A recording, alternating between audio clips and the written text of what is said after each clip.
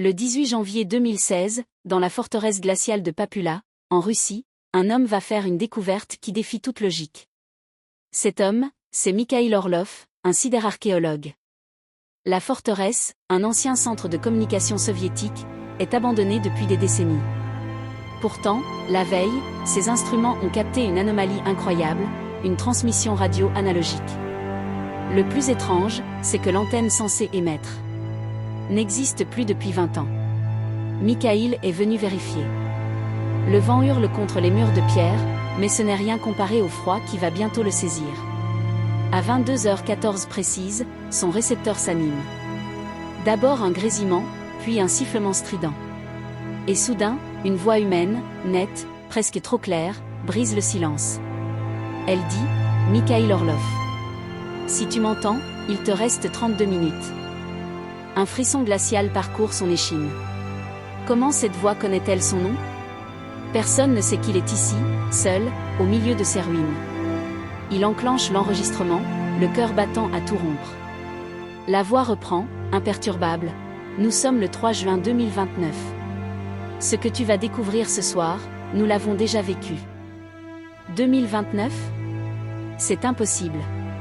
Un canular, sûrement. Pourtant, la voix continue, avec une précision terrifiante. Tu vas entrer dans la pièce centrale. Tu vas voir la table métallique renversée. Et le sang séché au sol. Ce n'est pas celui d'un inconnu.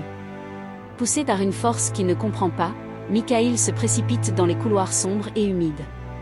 Chaque pas résonne comme un battement dans une cage thoracique vide. Il débouche enfin dans la salle centrale et son souffle se coupe. Tout est là. Exactement comme la voix l'a décrit. La table en métal, renversée sur le côté. Et au sol, une large tache sombre. Du sang. Séché depuis très, très longtemps. Mikhail s'agenouille, sa lampe de poche tremblante balayant la scène. C'est alors qu'il la voit. Sur le mur, près du sol, une empreinte de main ensanglantée.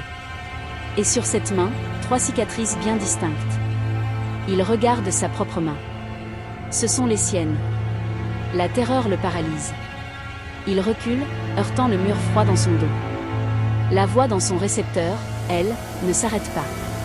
Tu crois que tu peux changer ce qui vient. Tu crois que tu peux refuser. Mais l'enregistrement ne vient pas du passé. Mikhail. Une rage s'ouvre dans son esprit, une compréhension abominable. La voix continue son monologue funeste. Il vient de toi. De ce que tu deviendras, dans 13 ans. Mikhail ne peut plus se contenir. Il hurle dans sa radio. Qui êtes-vous?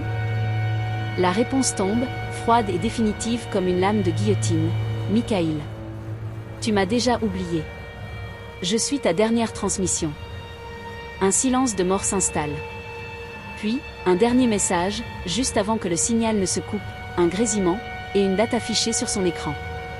3 juin 2029, 22h46. Il regarde sa montre. Elle indique 22h46. Le signal s'éteint pour de bon, plongeant la forteresse dans une obscurité et un silence absolu. Une fin qui vient de commencer.